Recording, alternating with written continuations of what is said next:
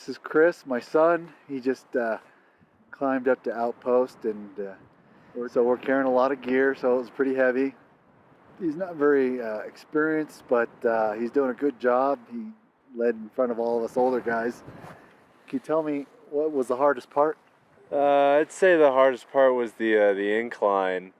It was not what I quite prepared for. Most of the areas around my town are more flattish, but the incline definitely took its toll. And the altitude, with that being out of breath a lot, being probably the hardest part. Now that you have a little more experience going from that lower level, which was the Whitney Portal Trail Camp, up to Outpost, knowing what you know now, what would you have changed or done differently? Well, I would have definitely done more incline. Training. Training, yeah, incline training. To build the muscles up more, to get them more prepared.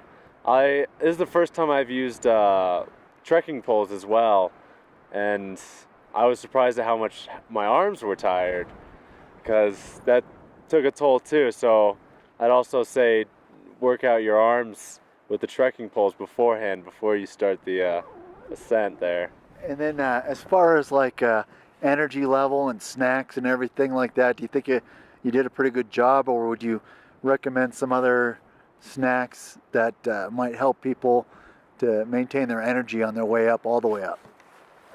Well, I have a definite preference to Cliff Bars, so I found that very, very helpful. I just went through one, but dried fruit was definitely helpful because it was sweet, and it gave some sugar energy, and it was really nice to have that on the trail too.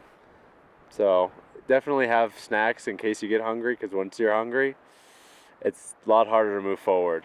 All right, is there anything that moving forward tomorrow, we're going to go to trail camp, which is pretty much like being on the moon. I'm sorry that this is the wind noise. We're trying to work with it. It's pretty windy.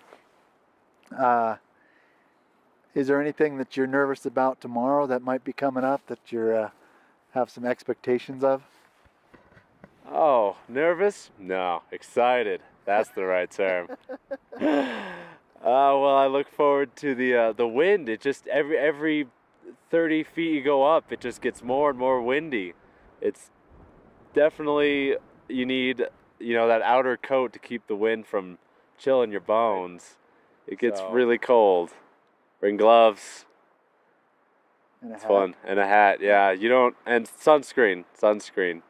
Even though there's a lot of shade coverage, it starts to get less and less, and you start to notice some red marks there. So we watch out for that. All right. So I think that's it. Anything you want to add? No. All right. Thank you.